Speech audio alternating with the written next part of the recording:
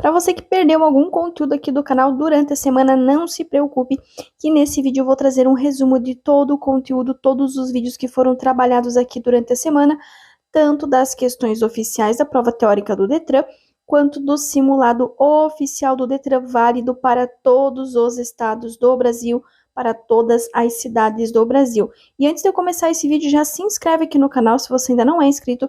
Não esquece de ativar o sininho, deixar o teu joinha, o teu like e, claro, comentar aqui de qual cidade, de qual estado vocês estão vendo esses vídeos. E vem comigo para mais um super resumo de todo o conteúdo que foi trabalhado durante essa semana. Uma vez iniciada a travessia do pedestre, em local que houver sinalização semafórica de controle de passagem e ocorrer a mudança do estágio do semáforo, liberando a passagem dos veículos, o pedestre deve. Então, ele quer dizer o quê? Que o pedestre está atravessando a via. Nesse momento, o sinal fica verde para o carro. O que o pedestre deve fazer? Completar o percurso, liberando a passagem dos veículos. O pedestre vai completar o percurso, liberando a passagem dos veículos. E aí vai ter o outro lado, vai ter o condutor do veículo que está no lado do sinal em que ficou verde. O que esse condutor irá fazer? Aguardar o final da travessia. Então, é importante vocês saberem os dois lados, as duas questões que podem cair. O ciclista, no caso, ele fala do ciclista, mas pode ser o ciclista, pode ser o pedestre, qualquer pessoa que esteja atravessando a via. O veículo motorizado irá aguardar o final da travessia. E o pedestre, o ciclista, a pessoa que está atravessando a via, irá completar o percurso, liberando a passagem dos veículos.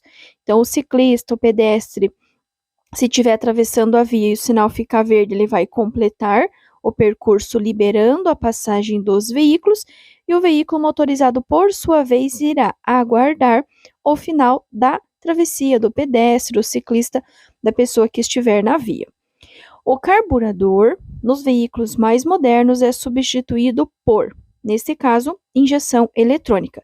Ele está falando aqui do sistema de alimentação, que é a mistura do ar mais o combustível na quantidade adequada, que serão, nos carros mais antigos, o carburador e nos carros mais novos, a injeção eletrônica. Então, o carburador lá dos carros mais antigos, nos carros mais modernos, é substituído pela injeção eletrônica. E o ofuscamento na visão do condutor pode causar. O ofuscamento e a penumbra são condições adversas de luz ou de iluminação. O ofuscamento é o excesso de luz, que nesse caso no condutor pode causar a cegueira momentânea. Esse ofuscamento, esse excesso de luz, ele pode ocorrer por um veículo vindo no sentido contrário, com farol alto ou com farol desregulado, ou mesmo quando o sol está nascendo ou quando o sol está se pondo, poderá ocasionar o ofuscamento, que é o excesso de luz e que poderá causar a cegueira momentânea. Diferente da penumbra, que é a falta de luz, a falta de iluminação, que é a transição quando está amanhecendo ou anoitecendo. De acordo com os sinais sonoros abaixo, marque a resposta que corresponde ao sinal. Diminua a marcha. Diminua a marcha vai ser um silvo longo. Um silvo longo, que é o último apitinho em azul, é diminua a marcha. Um silvo breve é siga, 2 silvos breves é pare, e um silvo longo é diminua a marcha. A velocidade máxima permitida em uma rodovia é de 100 km por hora. À noite, a distância do acidente para o início da sinalização, medida na forma de passo longo de um adulto, deve ser. Primeira dica, ele nunca vai falar de passos curtos e ele nunca vai falar de metros. Se cair passos curtos ou cair metros, já podem desconsiderar. Segundo, a primeira coisa que vocês precisam identificar é a velocidade da via. Por quê? Durante o dia, com tempo bom, com pista seca, velocidade vezes 1. Agora, se for como nesse acidente, que for à noite, ou mesmo durante o dia estiver chovendo, velocidade vezes 2. 100 vezes 2 é igual a 200. E toda vez que encontrar uma curva, vai reiniciar a contagem a partir do término da curva. No que tange o licenciamento de veículos, considere, neste caso, as 3 alternativas, os 3 números romanos estão corretos. 1. Todo veículo automotor deve ser licenciado anualmente pelo órgão executivo de trânsito do Estado ou do Distrito Federal, que são aqueles valores que são pagos ali no comecinho de cada ano. 2. O primeiro licenciamento será feito simultaneamente ao registro do veículo, sim. Se você comprar um carro zero em qualquer mês do ano, você terá que pagar o licenciamento para poder registrar esse veículo. Claro que você vai pagar o licenciamento referente, né, aos meses que se passaram, aliás, aos meses que faltam para concluir o ano e não referente ao ano todo. E 3, o veículo só será licenciado se estiver quitados os débitos relativos a tributos, encargos e multas de trânsito e ambientais vinculados ao veículo, ou seja, todo começo do ano, quando vem o licenciamento, junto já vai vir todos os débitos que tem daquele veículo. Podem ser débitos anteriores, podem ser débitos, tributos, encargos, multas, enfim, vai vir tudo junto para poder ser feito aí o pagamento de tudo. Então, se cair essa questão, as 3 estão corretas. Um condutor que teve sua CNH cassada poderá requerer sua reabilitação após, neste caso, 2 anos. O que é cassado? Cassado é quando o condutor perde tudo. Todos os anos de carteira, todos os cursos, todas as categorias, ele volta a estaca zero. Podem ter 2 opções de resposta. Pode ser 2 anos, como está ali na primeira questão, como pode ser 24 meses do efetivo cumprimento da pena. Então, cassação, 2 anos ou 24 meses.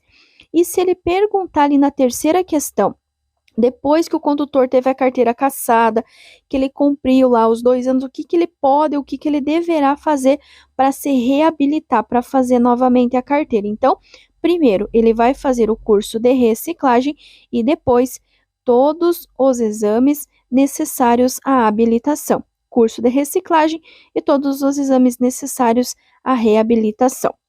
E ao circular nas ruas, o ciclista pode transitar. Lembrem-se que tudo que tem roda, roda na rua. Então, os ciclistas, as bicicletas, elas irão rodar na rua, junto com os carros, no mesmo sentido dos carros e pelo bordo da via, sempre com preferência, com prioridade em relação aos veículos automotores. Então, bicicleta, ciclista, vai circular na rua, no mesmo sentido dos carros, sempre pelo bordo e sempre com preferência em relação aos veículos automotores. No que diz respeito à permissão para dirigir, considere. O que é a permissão? A permissão é aquela primeira carteira que vocês pegam, que tem validade de 1 ano assim que vocês passam no exame prático. Então, quando vocês concluem a habilitação, o processo da habilitação, que vocês passam no exame prático, seja só carro, só moto ou carro mais moto, vocês terão a permissão para dirigir. Essa permissão, ela tem validade de 1 ano e decorrido 1 ano, o condutor vai solicitar a CNH definitiva, desde que não tenha feito nenhuma infração grave ou gravíssima, ou seja, reincidente em infração média. Nessa questão aqui, estão corretos o 1 e o 2, que diz o seguinte: ao candidato aprovado nos exames de habilitação será conferida a permissão para dirigir, seja só carro, seja só moto, seja carro ou moto. Terminou, foi aprovado no exame prático, ele vai pegar a PPD. A permissão para dirigir tem validade de 1 ano, sim. A permissão para dirigir tem validade de 1 ano. E a 3, que está errada, que fala que a permissão para dirigir será cassado assim que cometer a primeira infração, não é. Pode ter infração leve, como pode ter uma infração média. O que não pode é ter 2 infrações médias, que aí vai ser cassado, nenhuma infração grave e nenhuma infração gravíssima. Durante o percurso de descida em serra, o condutor deve deixar o veículo em marcha reduzida. Nunca vai utilizar neutro, banguela, ponto morto, nem nada do tipo. Vai deixar o veículo em marcha reduzida. Qual das situações abaixo contribuem para o aumento da poluição? O aumento da poluição vai ser quando o teu veículo utilizar mais combustível. Quando que ele vai utilizar mais combustível?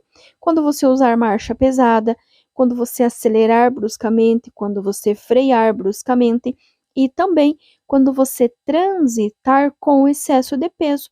Transitar com excesso de peso, teu carro, teu veículo vai estar mais pesado, você vai precisar usar marcha mais pesada, vai consumir mais combustível e vai poluir mais o ar atmosférico. Também pode cair o inverso, que vai deixar o teu carro menos econômico.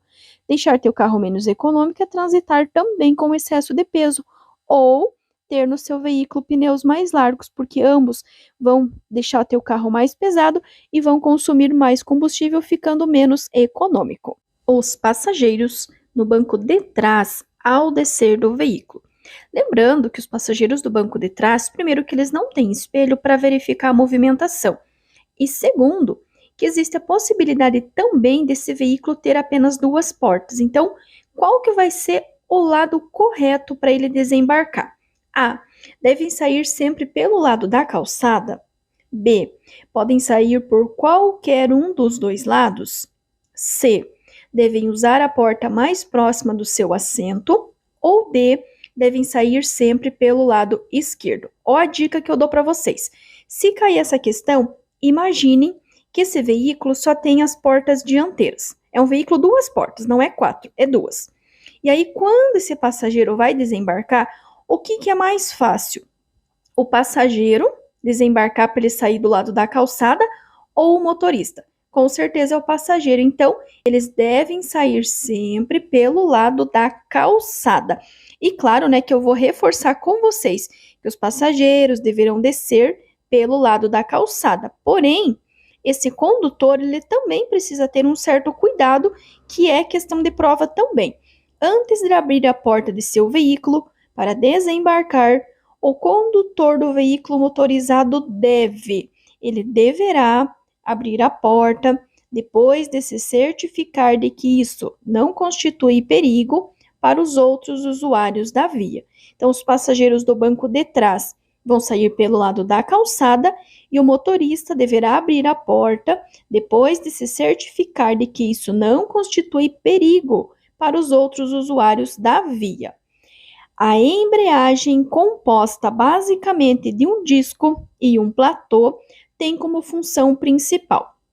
Quando a gente fala em embreagem, lembrem-se do pedal da embreagem. Imaginem que o pedal da embreagem seja um interruptor.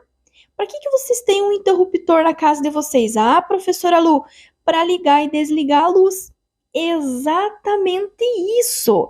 É essa a função da embreagem. Sabe o pedalzinho mesmo da embreagem? Quando vocês pisam e soltam, vocês não estão nada mais do que ligando e desligando a força motriz do motor da parte restante da transmissão. Para quê? Para que você consiga trocar de marcha. Então, quando você pisa, você está desligando, você está desativando a embreagem, que é o momento em que permite você fazer a troca de marcha, certo? Aí, quando você solta o pezinho, você está ligando. Então, quando você liga de novo, você já liga a embreagem na outra marcha. Então, a embreagem, a função dela vai ser essa, o pedalzinho mesmo da embreagem, para facilitar se cair essa questão de vocês acertarem. Então, o pedalzinho da embreagem, imagine que ele seja um interruptor. Ele vai servir o quê? Para ligar e desligar. Ligar e desligar a força motriz do motor da parte restante da transmissão. Porém, é importante lembrar que ele pode perguntar para vocês a localização da embreagem. Meu Deus, como é que eu vou saber onde que está localizada a embreagem? Aí você irá lembrar que ela vai ficar entre o volante do motor e a caixa de mudanças. Então, se perguntar da embreagem, anote aí, a embreagem, ela vai ligar e desligar a força motriz da parte restante da transmissão e ela está localizada entre o volante do motor e a caixa de mudanças. A imobilização de um veículo numa via. Ele está contando que é uma imobilização, certo? Para uma operação de carga e descarga. Então, ele contou que esse veículo vai parar, provavelmente seja um caminhão, porque vai efetuar uma operação de carga e descarga de mercadorias. É considerado pelo CTB como, pessoal? A primeira coisa que os alunos pensam é que é infração. Não é, pessoal. Ele não está contando que ele parou errado, que ele estacionou errado. Ele está contando o que está sendo feito. Está sendo parado esse veículo para fazer uma operação de carga e descarga. Então, o que isso é? Isso é um estacionamento se houver cartão de estacionamento rotativo? Não. É uma infração em qualquer hipótese? Também não. É uma parada? Também não. E eu já vou te explicar o que é a parada. Então, é um estacionamento. Aqui, ó, eu coloquei para vocês a diferença da parada para o estacionamento para facilitar. Então, ó, a imobilização do teu veículo durante o tempo apenas para embarque e desembarque. Sabe quando você faz uma paradinha rápida? Aí eu vou parar rapidinho, não é assim que a gente fala? Vou parar rapidinho. Aí você para o carro rapidinho, a pessoa entra ou a pessoa desembarca e você já segue viagem. É exatamente isso que você fez, uma parada. É algo rápido, certo? Então, parada é apenas para embarque e desembarque. Agora, quando você para o teu veículo, você estaciona o teu veículo, você coloca em neutro, você puxa o freio de mão, você desliga e você desce, é um estacionamento. Olha o tamanho dessa palavra. É igual ao tempo que você vai ficar parado com o teu carro. É um tempo muito mais longo, é um tempo muito maior, que no caso é a operação de carga ou descarga. A boa estabilidade de um veículo depende de vários fatores, principalmente, de molas e amortecedores.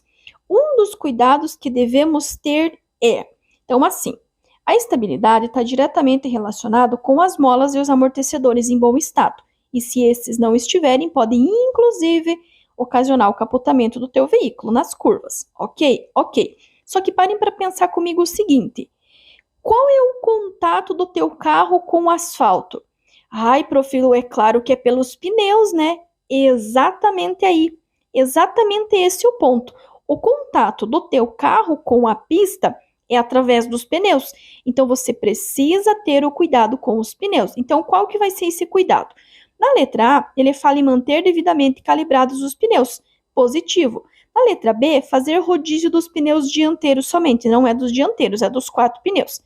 Passar produto para limpar também não é, e usar pneu step também não. Então, letra A, manter devidamente calibrados. E ó, não esqueçam, quando vocês forem calibrar, vocês têm que calibrar os 4 que estão rodando, mais o pneu reserva, para se porventura você furar um pneu, você ter o teu pneu devidamente calibrado.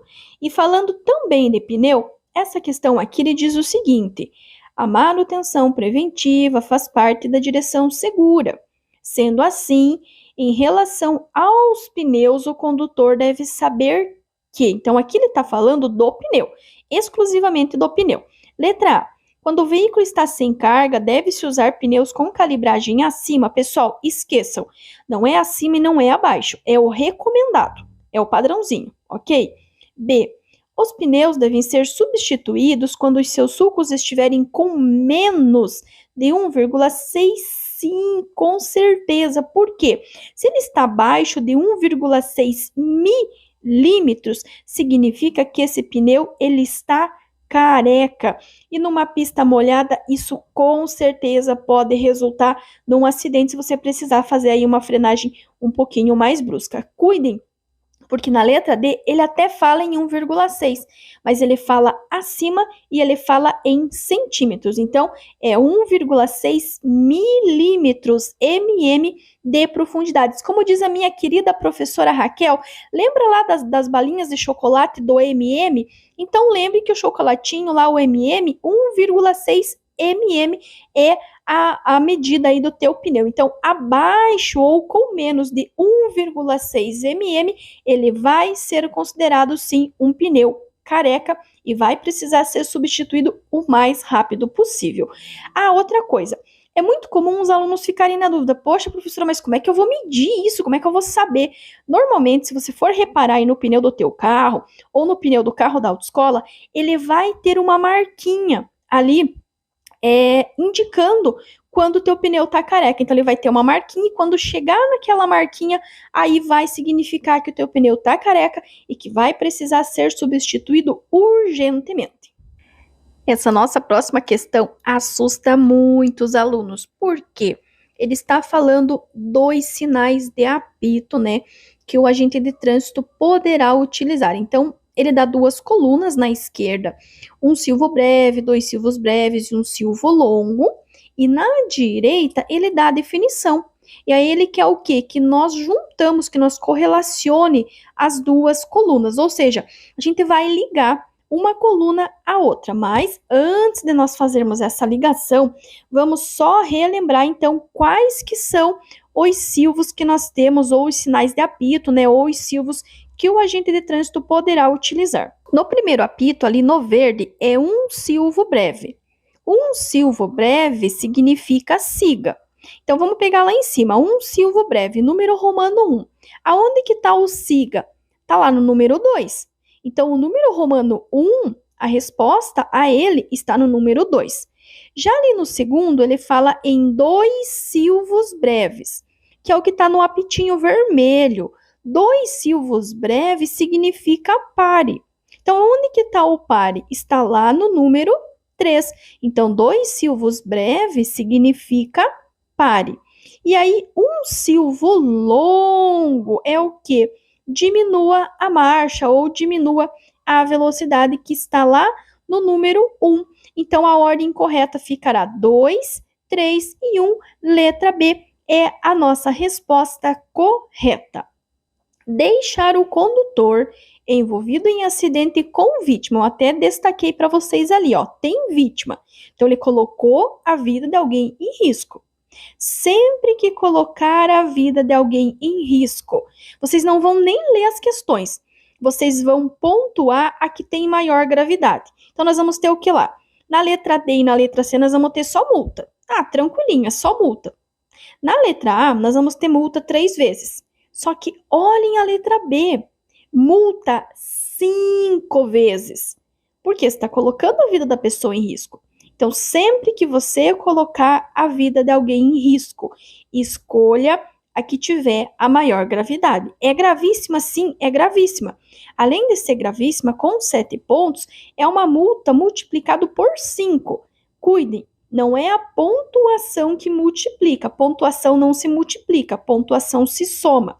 O que vai multiplicar é o valor em reais a ser pago, que nesse caso será multiplicado por 5. Além disso, ele também vai ter a suspensão do direito de dirigir e o recolhimento do documento de habilitação. Então, notem aqui, ó, nós temos duas penalidades. Nós temos a multa e temos a suspensão. Elas são penalidades e ainda vai ter mais o acréscimo da medida administrativa, que sempre vai começar com R, que neste caso é o recolhimento do documento de habilitação. Então, deixar o condutor envolvido em acidente de adotar providência de sinalizar o local. Multa 5 vezes, suspensão do direito de dirigir e o recolhimento do documento de habilitação.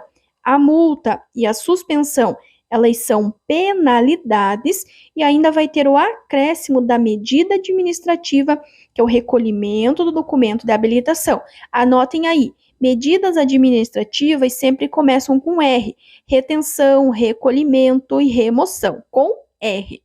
A placa A48 significa, então nós temos uma placa amarela, todas as placas amarelas são placas de advertência, que advertem sobre situações potencialmente perigosas, indicando a sua natureza. São situações futuras. Então, ela está dizendo que nesse trecho onde tem essa placa, ela está dando algo. O que está escrito nessa placa? Está escrito 10 metros. E ele está indicando o caminhão do começo até o final. Ou seja, ele está se referindo ao comprimento, porque está sendo medido em metros. Não é peso máximo, porque se fosse peso máximo, teria que ter o T de tonelada. E como tem 10 metros, ele está falando de metros, então é comprimento limitado. Placa A48, comprimento limitado. O Código de Trânsito Brasileiro prevê, em seu capítulo 6, a educação para o trânsito. E o Sistema Nacional de Trânsito, que é o SNT, estabelece que a educação para o trânsito, oferecida em todos os níveis de ensino, deve. Pessoal, isso é projeto, tá? Isso é coisa que deveria acontecer, mas a gente sabe que, infelizmente, não acontece toda essa educação no trânsito a que ele se refere. Mas esse ensino, né, ele deve ou ele deveria ter como foco o ser humano e trabalhar para a mudança de comportamentos e atitudes em relação ao trânsito. Por que o comportamento? Porque mais de 90% das causas de acidentes estão relacionados com o nosso comportamento. É o nosso comportamento que causa os acidentes de trânsito. Tanto é que nesse slide aqui, ó, tem duas questões que fala exatamente dessa questão do nosso comportamento no trânsito. Na primeira, ele fala que os fatores que contribuem para um trânsito violento propenso a acidentes são falta de controle emocional do condutor e o mau uso do veículo. E na segunda questão, o enunciado é um pouquinho diferente, mas a resposta é praticamente a mesma. Grande parte dos problemas de relacionamento no trânsito ocorre devido a alguns fatores: falta de controle emocional do indivíduo e o descaso às normas e regulamentos. Então, em ambos os casos, a falta de controle emocional do condutor, do indivíduo, e aí nós vamos ter o mau uso dos veículos e também o descaso às normas e regulamentos. Então, a falta de controle emocional do condutor ou do indivíduo, o mau uso dos veículos e também o descaso às normas e regulamentos. A partir do momento que a gente não respeita o próximo, que a gente não respeita as regras aí, infelizmente, acaba tornando o trânsito mais violento e propenso a acidentes. Ó, mais uma questão aqui que também fala, né, sobre essa parte de convivência no trânsito. Você está em um ponto de ônibus em frente a uma escola no horário de saída das crianças. Você presencia a seguinte situação: inúmeros carros estacionados ao longo do quarteirão. Não há mais lugar para estacionar e os pais que continuam chegando começam a estacionar em fila dupla. Para quem não sabe o que é fila dupla, é quando você estaciona um carro ao lado do outro. Isso é fila dupla. A circulação de veículos começa a se complicar porque agora, nesse trecho da rua, só passa um veículo por vez. Chega um guarda de trânsito que tira do bolso o talão de multas. Uma mãe que está com o veículo na segunda faixa vem correndo falar com o guarda. Considerando os preceitos da cidadania, a atitude mais apropriada da mãe deve ser ou deveria ser. Aí ele quer saber o que ela deveria falar. Então, sei que estou atrapalhando o trânsito e por isso aceito a multa. Já vou retirar o meu carro e procurar uma vaga no outro quarteirão. A gente sabe que, infelizmente, isso no dia a dia nem sempre acontece. É mais fácil acabar batendo de frente do que acabar pedindo desculpas, né, por ter ocasionado ali uma infração e muito menos receber a multa. Todo condutor, além de conhecer a legislação de trânsito, deve preparar-se para conduzir veículos com segurança, conforme preceitos da direção defensiva. Sendo assim, indica imperícia do condutor do veículo. Imperícia nada mais é que a falta de técnica, a falta de habilidade. E a imperícia, ela está entre as três principais causas de acidente, que vai ser a negligência, a imprudência e a imperícia. Portanto, nessa questão, o acidente causado pela falta de habilidade do condutor, que é a imperícia. E no segundo caso, ele vai falar do uso das luzes. Então, ele fala que em caso de neblina, recomenda-se ao condutor do veículo automotor, dentro dos princípios que norteiam a direção defensiva, a acionar. Nesse caso, podem existir duas respostas: as luzes baixas dos faróis ou as luzes de posição. Lembrem-se sempre de reduzir velocidade, luz baixa ou luz de posição. Anotem aí: reduzir velocidade, luz baixa ou luz de posição. Sempre que tiver neblina, garoa, cerração, qualquer coisa que dificulta a visibilidade. E ó, eu coloquei esse slide aqui para a gente dar uma relembrada e uma reforçada primeiro as 3 principais causas de acidente, que é a imprudência, a negligência e a imperícia. A imprudência é aquele condutor que conhece a lei, mas que acaba desobedecendo. A negligência é aquele que age com total falta de respeito, com total descaso. E a imperícia que nós acabamos de ver, que é a falta de técnica ou habilidade. Aí nós vamos ter também os 5 elementos básicos da direção defensiva, que serão conhecimento, atenção, previsão, decisão e habilidade. O conhecimento tanto das leis, regras, normas, quanto do próprio veículo, né, os seus direitos e deveres, a atenção, tanto com você, com o seu veículo, como com os demais usuários da via, a previsão, que é prever, é antecipar situações de perigo, a decisão, que se tiver um perigo, você saber decidir prontamente, e a habilidade, que nada mais é que ser hábil ao manusear todos os controles do veículo, né, e executar com sucesso e perícia qualquer manobra necessária no trânsito. E aí também nós vamos ter as condições adversas. Primeiro, condições adversas são os fatores ou combinação de fatores. Então, caso ele pergunte o que são fatores ou combinação de fatores. E se ele perguntar quais são, lembrem-se sempre que são 8, porque vai ficar difícil vocês lembrar de luz, tempo, via, trânsito, veículo, motorista, passageiro e carga. Então é mais fácil vocês lembrar que são 8, aí vocês vão contar a alternativa que tem 8, que vai ser a resposta correta. Lembrando ainda que direção defensiva é uma direção preventiva. Vocês vão ver, pensar e agir.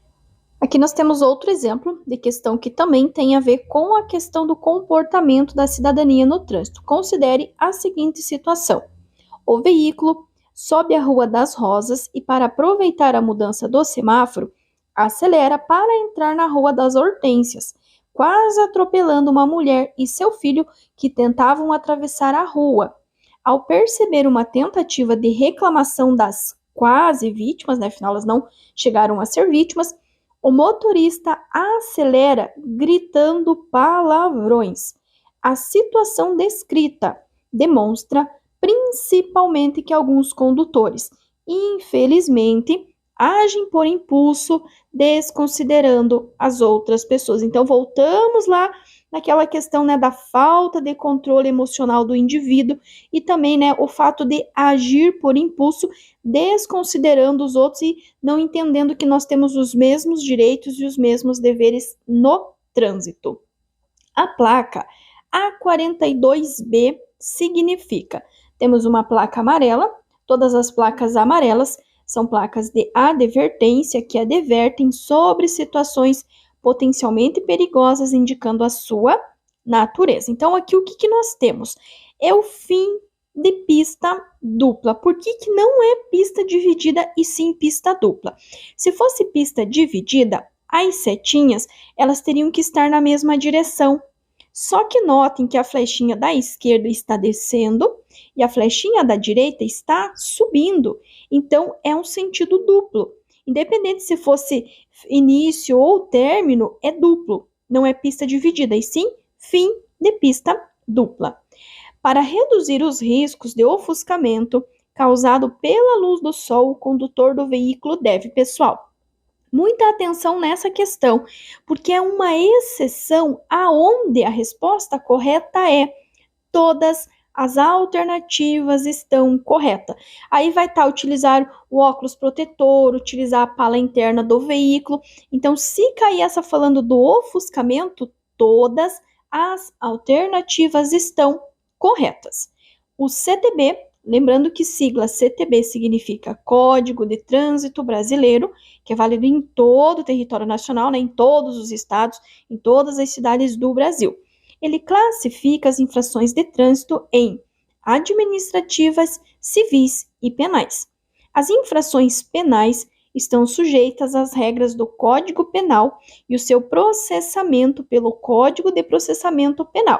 Resumindo, pessoal, crime de trânsito, para facilitar. E aí ele quer saber, são exemplos de infrações penais previstas no capítulo 19 do CTB. Ou seja, o que vai ser crime de trânsito? É crime dirigir sem possuir habilitação, gerando perigo de dano, e dirigir veículo automotor com a capacidade psicomotora alterada em razão da influência do álcool.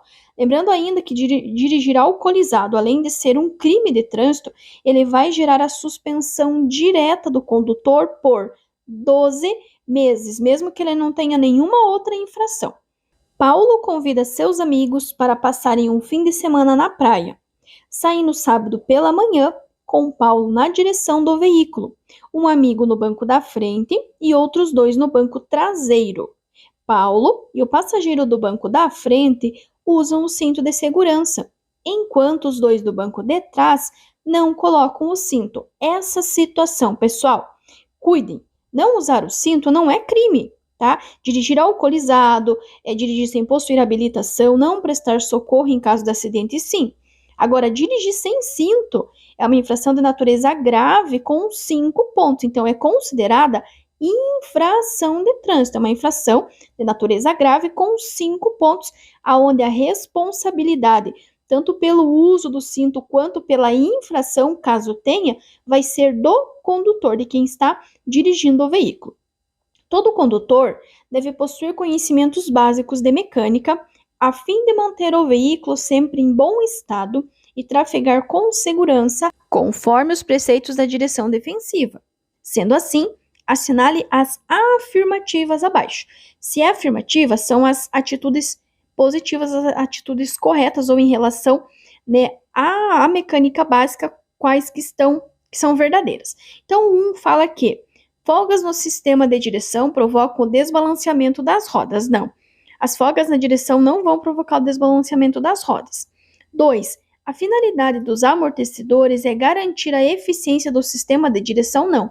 Os amortecedores servem para garantir a estabilidade do teu carro, tanto que molas e amortecedores em mau estado podem ocasionar o capotamento do teu veículo nas curvas. E 3. As principais razões de perda de eficiência do sistema de freio são vazamentos e nível de fluido baixo, bem como discos, pastilhas e lonas gastos. Exatamente, essa é a nossa resposta correta, porque sim, a perda de eficiência do sistema de freio está relacionada com o nível de fluido baixo, bem como disco, pastilha e lonas gastos. A 1, então, está errado porque o desbalanceamento das rodas vai acontecer quando você acerta um buraco, você pula uma lombada, quando tem um impacto direto na roda. E os amortecedores, eles têm a finalidade de garantir a estabilidade do teu veículo. Então, só está certo o número romano 3. Dirigir o veículo com luz alta em vias providas de iluminação pública terá como punição. Eu vou aproveitar essa questão aqui para eu explicar para vocês a diferença entre multa e retenção e multa e remoção. Primeiro aqui, ó. O que ele está falando? Que esse veículo está o quê? Está com luz alta. Ele está falando que está com problema, que a luz está quebrada ou não. Ele só está falando que o condutor, ele teve uma atitude de deixar a luz alta. É uma atitude. Por quê? Toda vez que for uma atitude errada, vai gerar apenas multa. Quer ver um exemplo? Avançar o sinal vermelho. Nossa, professora, mas é uma infração gravíssima, com 7 pontos, mas é o quê? É apenas multa. Por quê? Porque é uma atitude errada, uma atitude irregular. Então, é só multa. Agora, na letra A, ele fala em multa e retenção. Retenção só vai acontecer quando tiver algo para arrumar. Por exemplo, estar andando sem cinto. É uma infração grave, com 5 pontos, que gera o quê? Multa e retenção para regularização. Certo?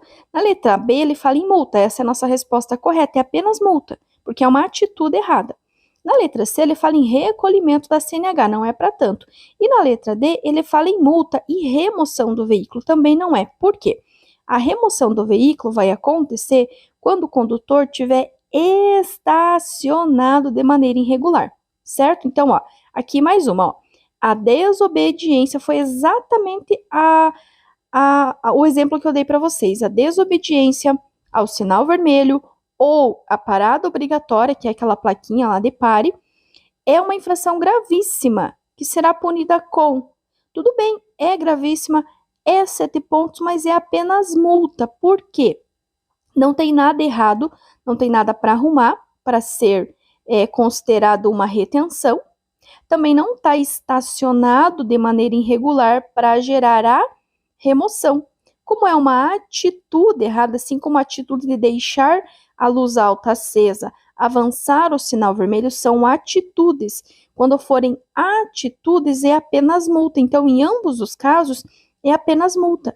Aqui, letra B, apenas multa. Quando for uma atitude errada, uma atitude irregular, vai ser apenas multa. Para facilitar para vocês entenderem. Multa, primeiro, que multa é o quê? É uma penalidade, tá? Quando for uma atitude errada, uma atitude incorreta. Só que a multa, ela poderá vir acrescida do quê? Da medida administrativa, que aí será o quê? A retenção e a remoção. Então, ó, multa, só multa vai ser quando for uma atitude errada. Furou o sinal vermelho, tá com luz alta. Agora, a retenção é quando tem algo para arrumar, tem algo errado. Por exemplo, tô dirigindo sem cinto, ou tô transportando criança sem o dispositivo adequado de retenção. Vai gerar o quê? Vai gerar multa, que é uma penalidade, e vai ser acrescida da medida administrativa, que sempre vai começar com R, que pode ser retenção, quando tem algo errado, algo para arrumar, ou a remoção, que é quando você está estacionado de maneira irregular, estacionado atrapalhando a circulação dos demais usuários da via. A figura abaixo representa um cruzamento sinalizado com a placa pare, que foi a plaquinha que nós acabamos de ver, que avançar essa placa pare é uma infração de natureza gravíssima com 7 pontos, mas é apenas multa. Por quê? Porque é uma atitude errada, ok? Então, tanto a plaquinha de pare quanto o sinal vermelho, elas são da cor vermelha, porque elas são de regulamentação, que ditam regras, restrições e obrigações na utilização das vias. E ele quer saber, nessa situação, o condutor, ao desrespeitar a sinalização, cometerá o quê? Será que ele comete crime de trânsito na letra A? Só crime de trânsito na letra B? Infração de trânsito na letra C? Ou na letra D, infração de trânsito apenas se der causa a acidente com vítima? O que vocês acham? Como nós já vimos, né, claro, é apenas uma infração de trânsito com multa. Por quê? Porque é uma atitude errada, é uma atitude irregular. Então, tanto avançar o sinal vermelho quanto a placa de pare é infração de natureza gravíssima, com 7 pontos, mas que gera apenas multa por ser uma atitude errada, uma atitude incorreta, certo? Que é uma penalidade. A multa poderia ser suspensão, poderia ser cassação. São exemplos de penalidades. Diferente da medida administrativa, que daí começa com a letra R, que é a retenção ou a remoção. Ó, mais uma vez para reforçar. Multa é quando for uma atitude errada, uma atitude incorreta. Multa, que é a penalidade mais a medida administrativa de retenção, é quando tiver algo para arrumar, algo para consertar, algo de errado, com o veículo, com o condutor ou com o que ele transporta. Agora, vai ser multa, que é a penalidade, mais a medida administrativa de remoção, quando esse condutor tiver estacionado de forma irregular, atrapalhando a circulação dos demais. Então, remoção quando tiver estacionado de maneira irregular, atrapalhando os demais. Multa é quando for uma atitude errada, retenção é quando tiver algo para arrumar, algo para consertar, e remoção é quando tiver estacionado de maneira irregular, atrapalhando a circulação dos demais. É a distância mínima necessária para se evitar colisão com o veículo que segue a nossa frente. Se ele segue, nós estamos fazendo um segmento, ok? Então, qual que é essa distância? Letra A, reação. Letra B, distância de segmento. Letra C, distância de parada. Ou letra D, distância de frenagem. Eu sempre dou uma dica para vocês, que é lerem a pergunta 2 a 3 vezes antes de ir para a resposta, porque aí vocês conseguem identificar as palavras-chave e a resposta ela fica muito familiar. O veículo que segue é segmento.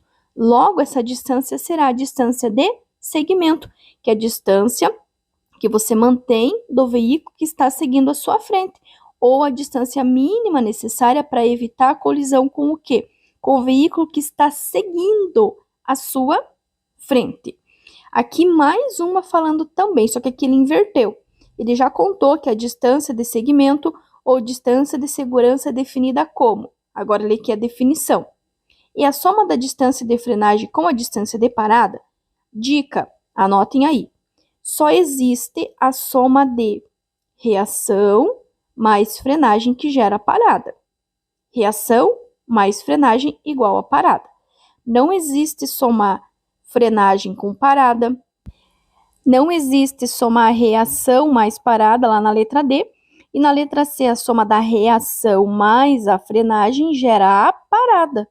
Portanto, o segmento é o quê? Letra B, aquela que permite ao condutor uma manobra segura, uma manobra de emergência.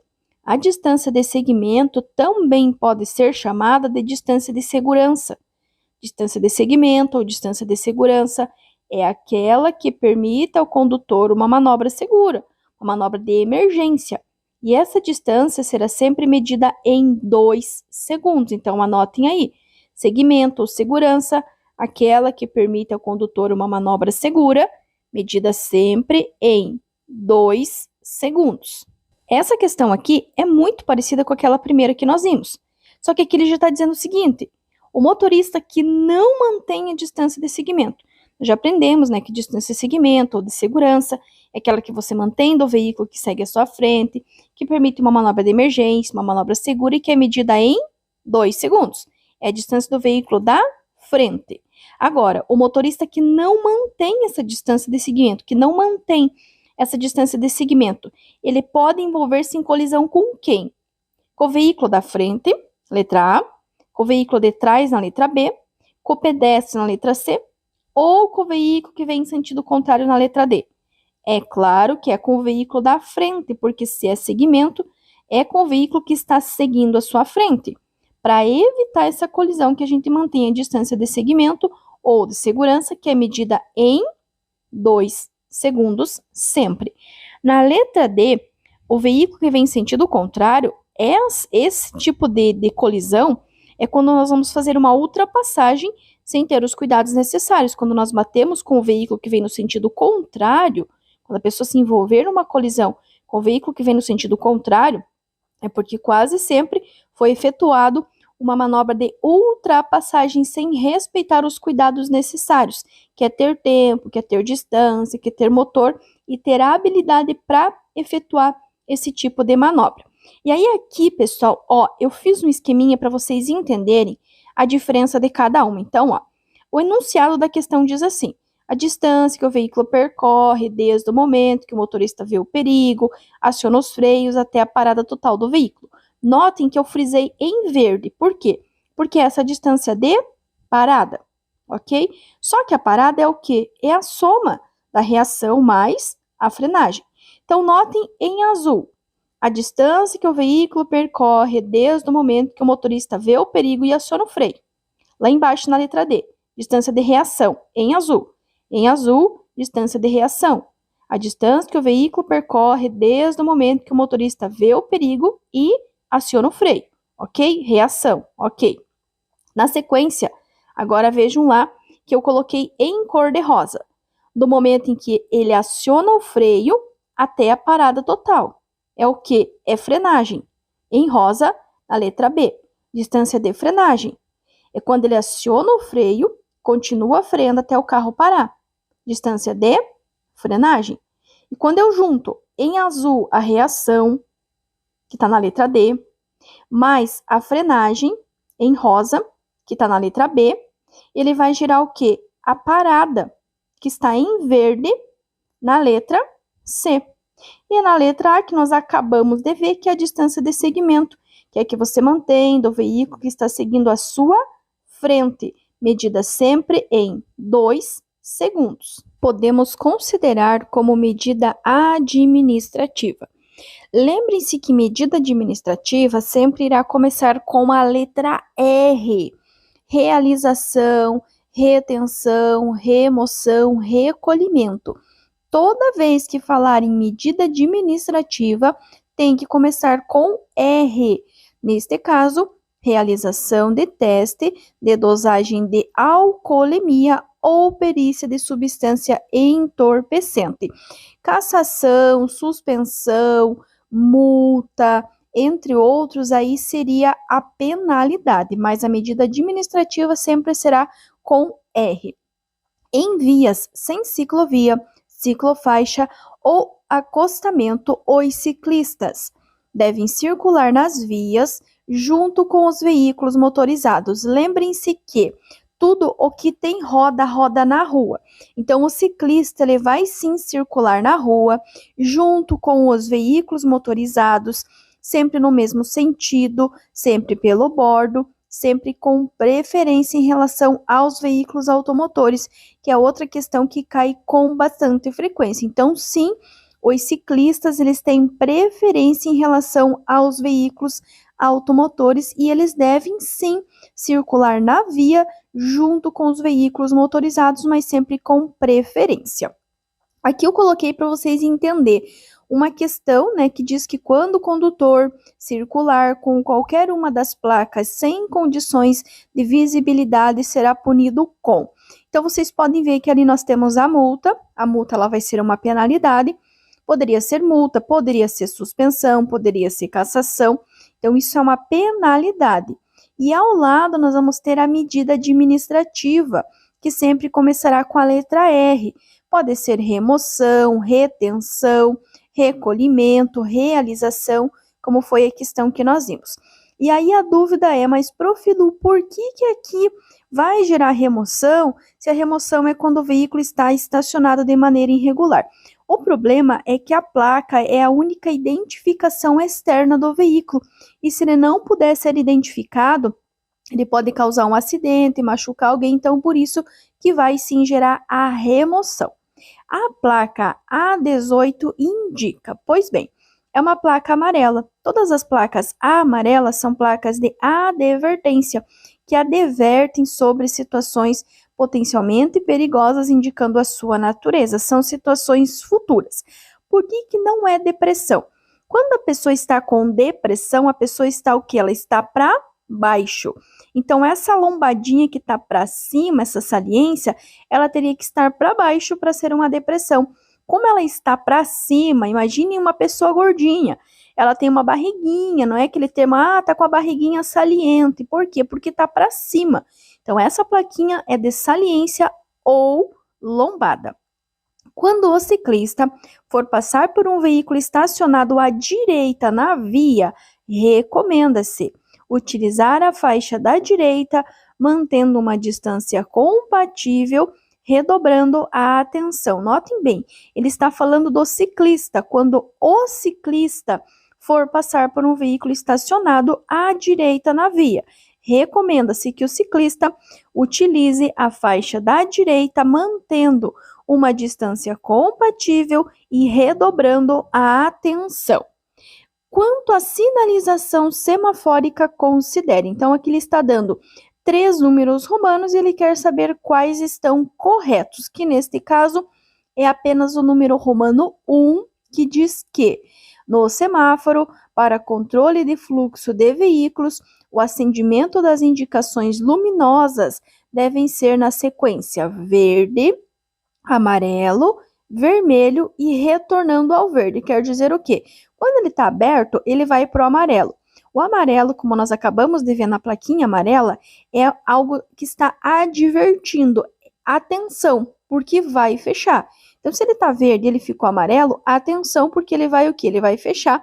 E o fechado vai ser na cor vermelha e depois ele vai voltar na sequência verde, amarelo, vermelho e depois retorna novamente verde, amarelo, vermelho consecutivamente. A 2 está errado porque ele diz que no semáforo, para controle de fluxo de veículos, o acendimento das indicações luminosas deve ser na sequência verde, amarelo, vermelho e amarelo não é. Ele vai sempre seguir a mesma ordem.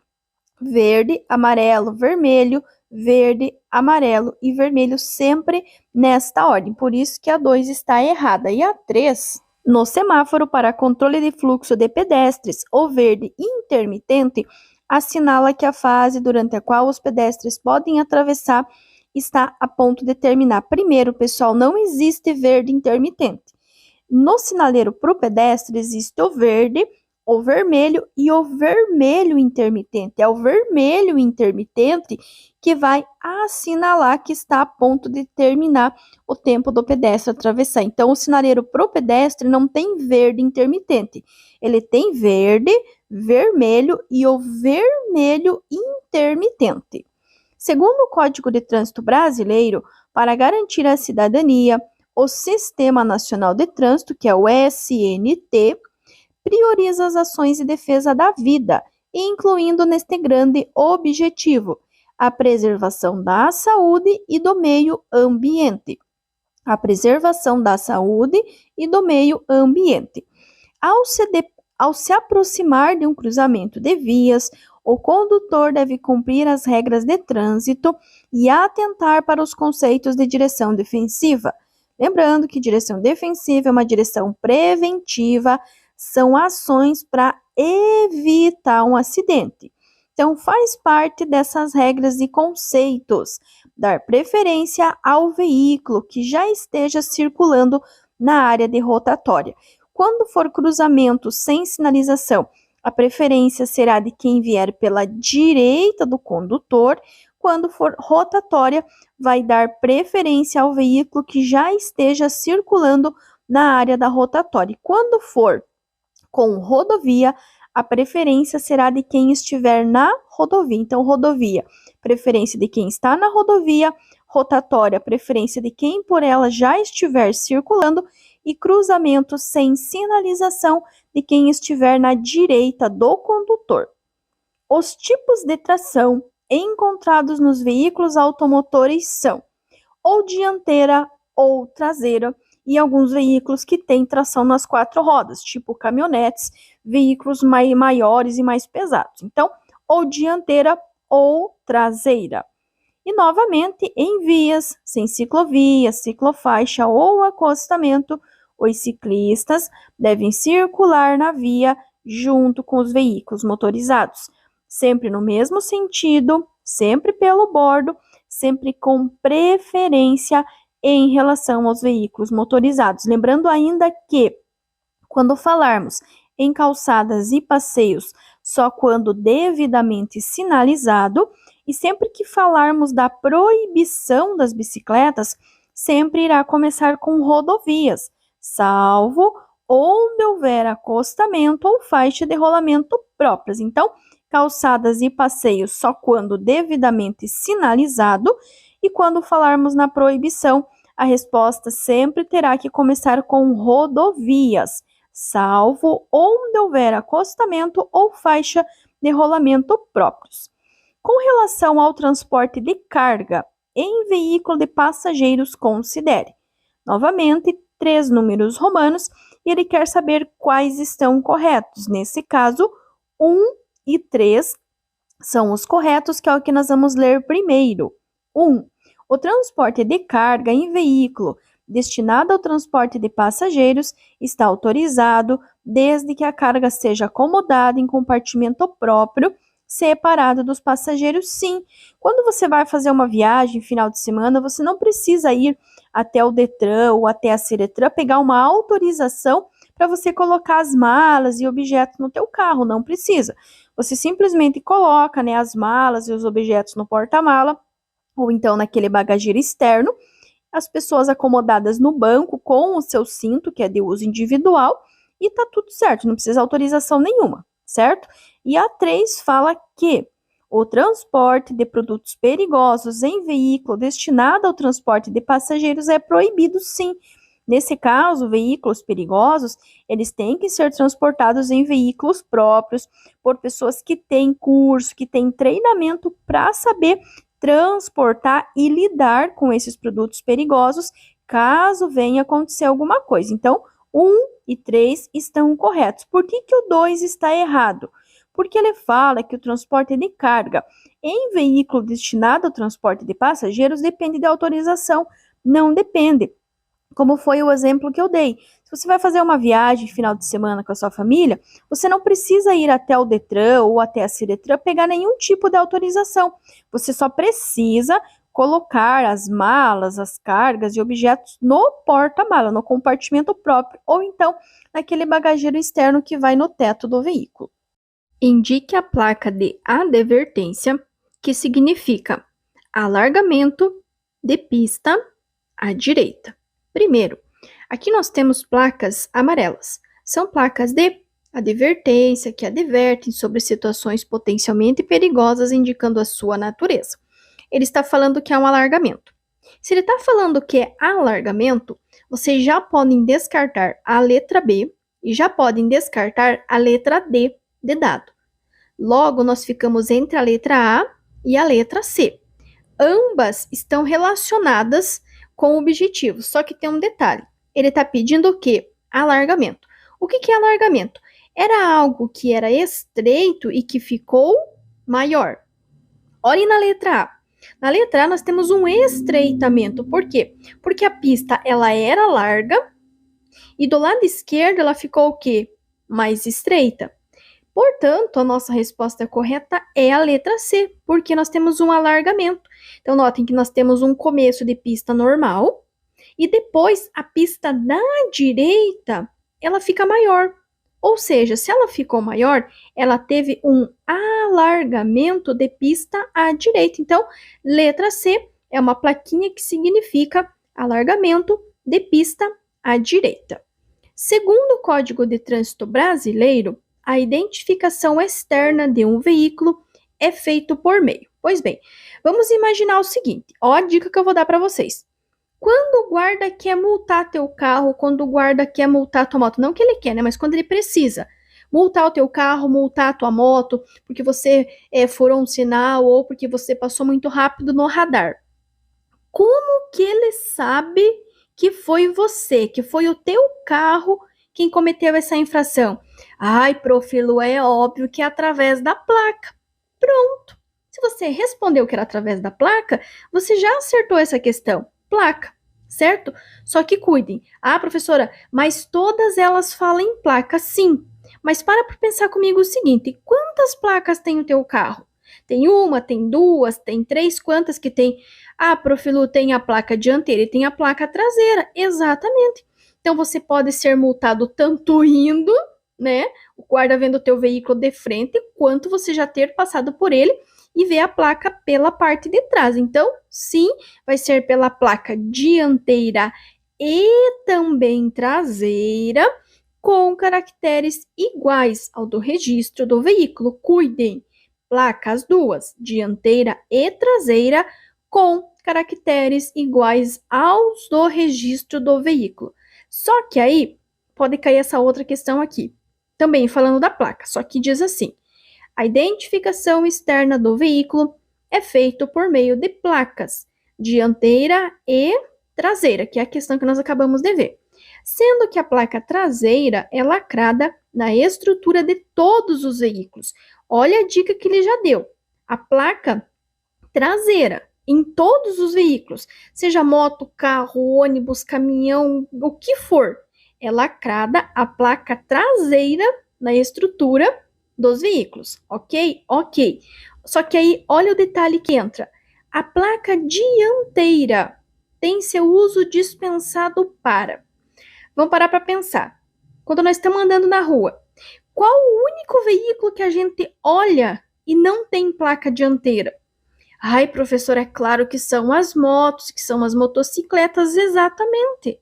Aqui no Brasil, as motocicletas, elas não precisam de placa dianteira, apenas da placa traseira, que vai ser lacrada na estrutura do veículo. Então, o veículo que não precisa, que tem o seu uso dispensado, a palavra dispensado quer dizer que não precisa, não tem necessidade de usar a placa dianteira. Quais veículos? As motocicletas. Caminhão e ônibus vai ter placa dianteira, vai ter placa traseira. A única que só terá a placa dianteira serão as motocicletas. E aqui eu juntei as duas só para nós relembrarmos então. Primeiro, a identificação externa. Externa do lado de fora é feito por meio das placas dianteira e traseira, com caracteres iguais aos do registro do veículo, ok? Cuide, pessoal, porque se a placa não tiver identificação, não puder ser identificada, vai existir a apreensão do veículo, tá? Fiquem atentos. Aliás, vai existir a remoção do veículo, que na verdade vai ser a apreensão, tá? Então, se caso cair uma questão do veículo que não pode ser identificado as placas, vai gerar remoção, sim, porque não tem identificação. É a mesma coisa você sair de casa sem ter os documentos de porte obrigatório. E também, lembrando que a placa dianteira, ela vai ser dispensada, ou seja, não precisa utilizar nas motos, nas motocicletas. Além dos órgãos especializados que se empenham na preservação do meio ambiente, também são responsáveis. Bom, aqui é muito fácil de vocês acertar. Respondam para mim outra pergunta. Quais são os usuários das vias? Quem que usa a via? Quem que usa o meio ambiente? Ah, professora, os motoristas, os pedestres, os passageiros, exatamente. Todos os que se utilizam do meio ambiente, todos os que utilizam a via, eles são sim responsáveis pela sua preservação. Então não é somente condutores que transportam cargas perigosas. Claro que eles têm que ter maior cuidado no transporte, mas eles não são os únicos responsáveis, nem os condutores de alguns veículos automotores, nem apenas os motociclistas, ou seja, são todos. Os motoristas, no geral, do carro, da moto, do ônibus, do caminhão, do coletivo, do produto perigoso, todos. Todos os pedestres também. Nesses pedestres vai incluir quem está andando de bicicleta também, e também os passageiros, que são aquelas pessoas que não dirigem, que andam no carona, que andam de táxi, que andam de Uber, ou seja, todos, motoristas, pedestres e passageiros. Letra A, motoristas, pedestres e passageiros. Mais uma falando do meio ambiente. A preservação do meio ambiente depende. Bom, depende do quê? Vamos ler as alternativas para poder identificar qual que é a nossa resposta correta. Letra A, somente. Ó, já começou errado aí. Tirem todas as alternativas que começam com a palavra somente. Somente da criação de uma taxa de contribuição, não é isso? Letra B, das pessoas que têm tempo e recursos financeiros, não. Não tem nada a ver com a questão de ter recurso financeiro ou não. Letra C, das ações desenvolvidas pelas ONGs.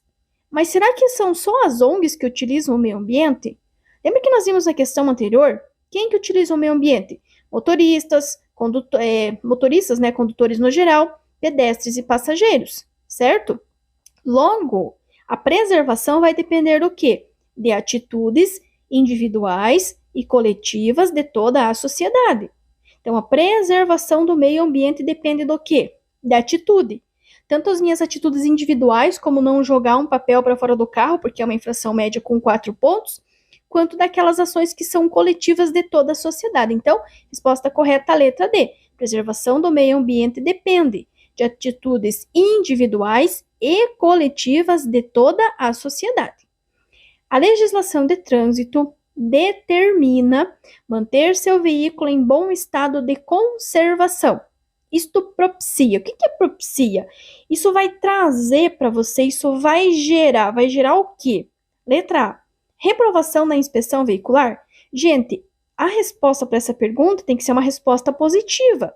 Por quê? Porque se você manter o teu carro em bom estado de conservação, você vai ter uma resposta positiva para isso.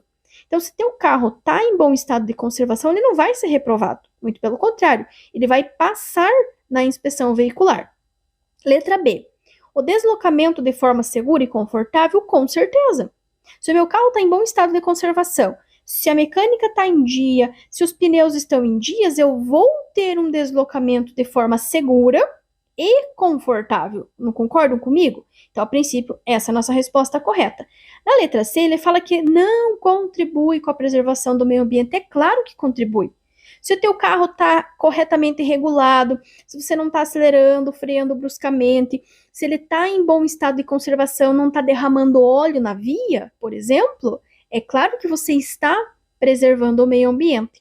E na letra D, aumento da poluição sonora também não, porque se ele está em bom estado de conservação, significa que o ruído do teu motor ele está dentro do aceitável.